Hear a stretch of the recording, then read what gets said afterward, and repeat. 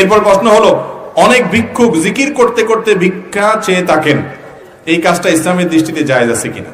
খুব সুন্দর এবং দরকারি একটা প্রশ্ন। যত ভিক্ষুক আছে আমাদের দেশে, ভিক্ষুক বেশিরভাগই দেখা যায় নিজে নামাজ কালাম পড়ুক আর না পড়ুক, আল্লাহর নামে জিকির করতে করতে ভিক্ষা চায়, আছে না নাই? এটা সম্পূর্ণভাবে নাজায়েজ একটি কাজ, কারণ এটা হলো আল্লাহর দ্বীনকে, আল্লাহর জিকিরকে, ইবাদতকে বিক্রি করা। দ্বীনকে বিক্রি করে ভিক্ষা চাওয়া জায়েজ। এমনিতে ভিক্ষা চাওয়া ইসলামের দৃষ্টিতে কোনো প্রশংসনীয় কাজ না, মানুষের কাছে হাত পাতা ভালো জিনিস না। নবী করিম সাল্লাল্লাহু আলাইহি ওয়াসাল্লাম ভৎসনা করেছেন ওই লোকদের যারা মানুষের কাছে হাত পাতে ভিক্ষা চায়, সেখানে আবার ভিক্ষা চাইতে চাইতে আল্লাহর নামে ভিক্ষা চাইবেন, এটা জায়েজ নাই। নবী করিম সাল্লাল্লাহু আলাইহি ওয়াসাল্লাম বলেছেন, আল্লাহর নামে, আল্লাহর দোহাই দিয়ে যদি কেউ কিছু চায়, সেটা শুধু জান্নাত চাইবে, মানুষের কাছে কোনো কিছু আল্লাহর দোহাই দিয়ে চাওয়া জায়েজ নাই।